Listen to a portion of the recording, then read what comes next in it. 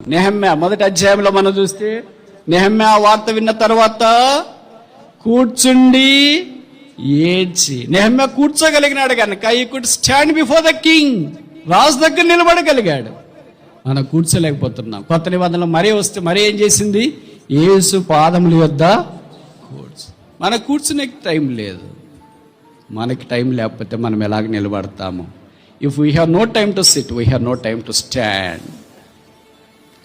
కూర్చోవటానికి time లేకపోతే నిలబడటానికి time లేదు. ఈ రెండు లేవు కనుక ప్రార్థన చేయటానికి శక్తి లేదు. ప్రార్థన చేయటానికి లేదు కనుక తోట ఎండిపోయింది. వ్యక్తిగత కుటుంబ సంఘ జీవితాలు ఎండిపోయాయి.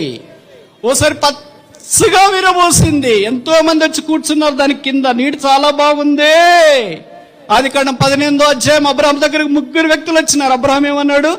ఈ చెట్టు కింద నీడన విశ్రాంతి తీసుకునండి, అలసట తీర్చుకునండి. ఇప్పుడు ఆ చెట్టు ఏమైపోయింది? ఎండిపోయి. మనుషులు అలసటతో వస్తున్నారు, అలసటతో మాట్లాడుతున్నారు, అలసటతోనే వెళ్ళిపోతున్నారు. అలసట తీరట్లేదు. యోహాను సువార్త 4వ అధ్యాయం యేసు సుకార్ అన్న గ్రామంలోనికి వచ్చి అలసి ఉన్న రీతిగా బావి యొద్ద యేసును కూర్చోబెట్టి, ప్రభువా మా ఇంటికి వచ్చి కూర్చో. 3 వ్యక్తులు వచ్చినారు. తండ్రి అయిన దేవుడు, కుమారుడైన దేవుడు, పరిశుద్ధాత్ముడైన దేవుడు. ప్రభువా మా దగ్గర కూర్చో. అలాంటి సంఘాలు లేవా? అలాంటి విశ్వాసం లేరా?